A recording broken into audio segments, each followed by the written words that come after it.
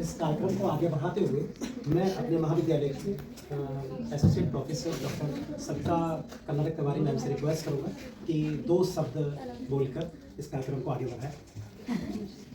धन्यवाद डॉक्टर सचिन। आदरणीय प्राचार्य महोदय, हमारे मुख्य अतिथि डॉक्टर विनय कुड़ियाल सर, चिकित्सा अधिकारी रायवाला, प्रोफेसर युवराज, हमारे वरिष्ठ प्राध्यापक, हमारी कार्यक्रम की समायोजक समन्वयक कार्यक्रम अधिकारी डॉक्टर स्मिता बसेरा मैडम, सम्मानित प्राचार्य प्राध्यापकगण एवं प्यारे बच्चों, बल्कि आज बच्चों नहीं स्वयंसेवकों कहूँगी, क्योंकि एनएसएस के बच्चे स्वयंसेवक कहलाते हैं। डॉक्टर सचिन ने मुझे 2 शब्द कहने को कहा है। मैं बहुत सूक्ष्म और बहुत कम शब्दों में अपनी बात आपके सामने रखना चाहती हूँ, क्योंकि आज 2 चीज़ें हमारे सामने आई। एक तो रेड क्रॉस सोसाइटी काम कर रही है, दूसरा एनएसएस कर रही है, तीसरा आज वर्ल्ड एड्स डे है, विश्व एड्स दिवस है, आपको ये मालूम है। तो 4 मुद्दे अभी हमारे से पहले वक्ताओं ने, आपकी मैडम ने और सचिन सर ने हमें बताया कि 4 चीज़ें हमारे सामने आई हैं। पहला आया जानकारी, दूसरा आई सुरक्षा, तीसरा आया रोकथाम और चौथा आया मानवता। क्योंकि एड्स के लिए जानकारी होना बहुत ज़रूरी है, जागरूकता होनी ज़रूरी है। एड्स आप सब जानते हैं, ये तो बहुत बेसिक चीज़ है कि छूने से नहीं होता, लेकिन अभी आपको पता चल जाए कि मुझे एड्स है तो आप सब मुझसे भागने लगो कि कहीं हमें ना हो जाए। तो एड्स क्या है? बेसिकली एक वायरस की वजह से, जैसे कोविड हो गया था, कोविड भी छुआछूत से, लेकिन फिर क्या हो रहा था? फैल रहा था, जब हम खांस रहे थे, जब जुकाम हो रहा था, जब हमारा कहीं टच हो रहा था। तो इसी तरीके से एड्स का वायरस जब तक हमारी बॉडी में, बाकी हमारे जो विशेष अतिथि यहाँ पर आए हैं, मुख्य अतिथि आए हैं, वो आपको इस बारे में टेक्निकल नॉलेज देंगे।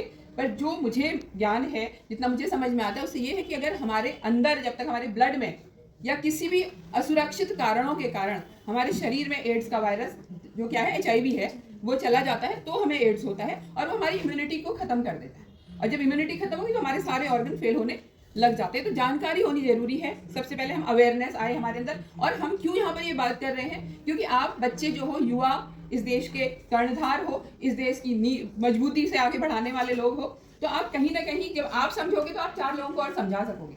तो जागरूक होना पहली चीज़ है। दूसरी चीज़ है सुरक्षा। बाई चांस ईश्वर न करे एड्स हो जा, तब क्या करना है?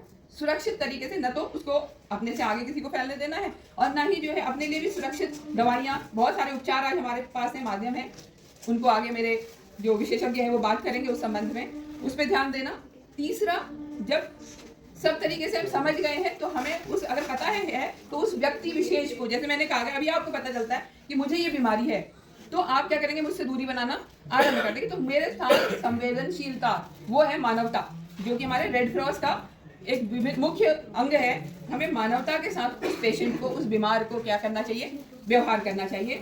और मनोविज्ञान, क्योंकि मैं मनोविज्ञान की छात्रा हूँ, तो मैं मनोविज्ञान के बारे में जरूर बात करूंगी यहाँ पर।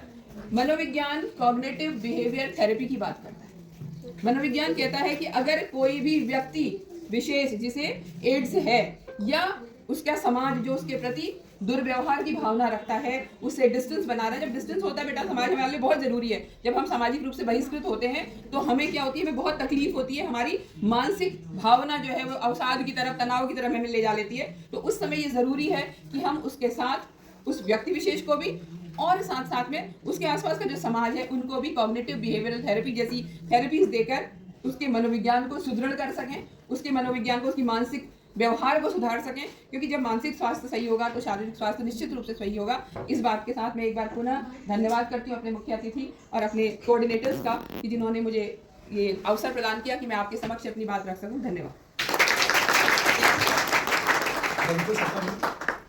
मैडम, मैं आपको 2 शब्दों के लिए जो बोलने के लिए बोला, नहीं, उसके लिए माफी चाहूंगा। मैं केवल अपने मुख्य अतिथि के समय की ध्यान रखते हुए बोल रहा हूँ।